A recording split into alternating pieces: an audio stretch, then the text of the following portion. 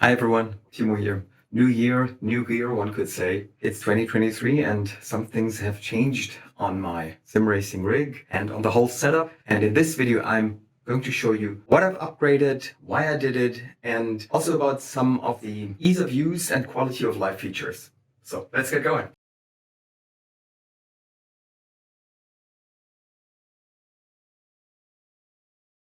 I'm not doing sim racing as a living, and this is also why my room is a multi-purpose room. If you are interested on the basic setup of my room, in which the sim rig is only one component or one part, I advise you to watch this video up here. First things first, guys. The main change, of course, is the switch from my Fanatec CSL-DD to the Simucube 2 Sport. I bought it as a bundle with the SRB button box. This is this beauty here. That's the button box, and that's a Sparco rim, which I've a bit customized with my branding. Way too expensive, but I wanted it. I needed it. At least that's what I thought at the time. Yeah, why the change to Simucube from the CSL-DD, which in my opinion is a super solid direct drive wheel, perhaps the best deal. Two reasons. First one is I wanted to have even more flexibility and headroom.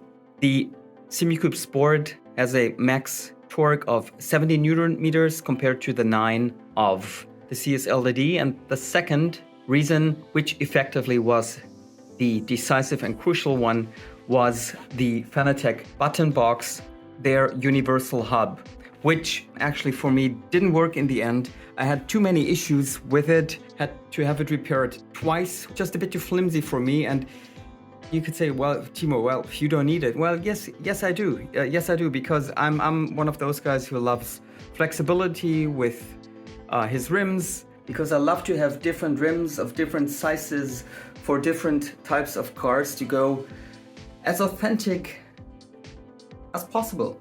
That's my thing, actually. The second big difference then and change is then this TR1 mount, TrackRacer 1 mount, which I bought along with the Simucube 2 Sport. And this little boy here was actually, well, perhaps the best investment, because it makes the whole direct drive setup so much more stable and sturdy. Actually, I don't have any annoying flex now in the whole setup, and this is, well, that's the whole deal for me. Sim racing has never been more immersive, flexless, and authentic as with this setup now. Then we, of course, have to talk about this big boy here, which is a 49-inch monitor by AOC, Argon Gaming it's called. It's their top model. I've done a whole video about why I changed to the 49 and what the benefits for me are. The main thing, of course, is again the immersion that I gain with it, to have an even wider FOV, which comes even closer to my natural FOV. Next step would or could be triples. That would be the only enhancement I could think of, but not in this room, not with, well, the room in the room, with the space in this room that I have or have not. Because this room also functions as an office and an entertainment area, so for different purposes, and installing triples here would be a bit too much. And only recently I added this one here, which is also an AOC monitor, 27-inch 1980 by 1080 pixels, which for me, as the mounting suggests, works as an overhead monitor for apps, programs, software I only use secondary, such as my recording program, the Simucube driver, Crew Chief, and stuff like that. I've had them already on my second monitor, which was this one when I'm driving, but look at that. While sitting, this will be my actual seating position. While sitting in there, I actually could not look to the second monitor from my position, so I always would have to get out of the seat, lean out of the seat and look right here, which is a bit annoying.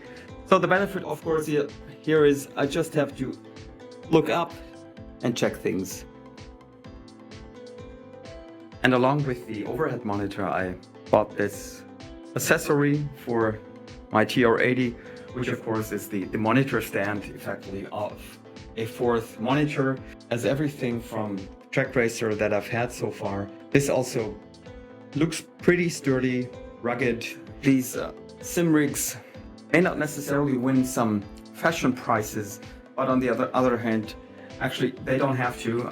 For me, it's here clearly function over form, although the form isn't that bad if you ask me. I mean, it works.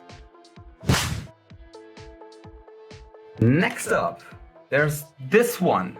This is a Heusinkveld sequential shifter. It looks simple and it works simple. It's really just a sequential shifter, shifting up, shifting down in respective cars, like older GT cars, for example. I have it mounted next to my Fanatec SQ 1.5 shifter, which I use for classic manual shifting, along with this little boy here, which is a Sparco gear knob that I bought just because I like the looks. It sort of fits my black, red and white branding. I've also bought this wall-mounted shelf, this white one, together with this arm and the Shure mic, which is a dynamic mic, which I've used now for the last months. This also helps me in producing videos because I actually wanted a solution which is detached from my actual rig because of vibrations, of course. Well, next up there's the TC Helicon Go XLR broadcast mixer, they call it, which is also an enhancement for me because I of course can separate the different sound sources, things like my speaking mic, the game sound, system sound, chat sound.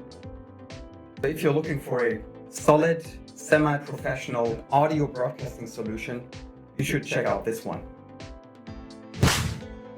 That's perhaps one of the things I'm most proud of here is the cable management. I've spent hours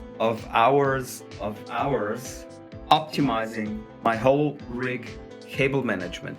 Don't underestimate that when building a rig with more than just a handful of components. And although I am, let's say, content with the setup, it still doesn't look very tidied up and organized. I don't know about your rigs, guys, but I've come to this state now, which is for me still a manageable setting and which makes heavy use of these mount cable clips like these things here that you can glue onto the rig, and they have this little clip here in which you then can place the cable. I've also in use some of the original TrackRacer clips. I'm using a lot of this stuff to keep the cables organized and keep most of the things here on the ground bundled up and not hanging loose anywhere.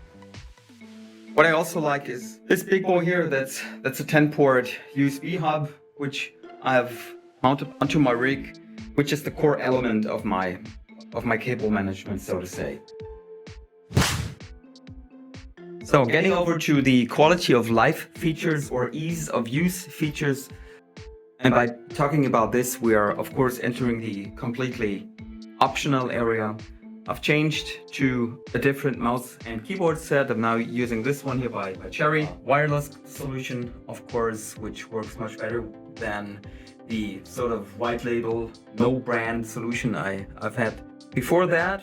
Then again, I'm a fan of all sorts of cable holder thingies. Let me put it this way.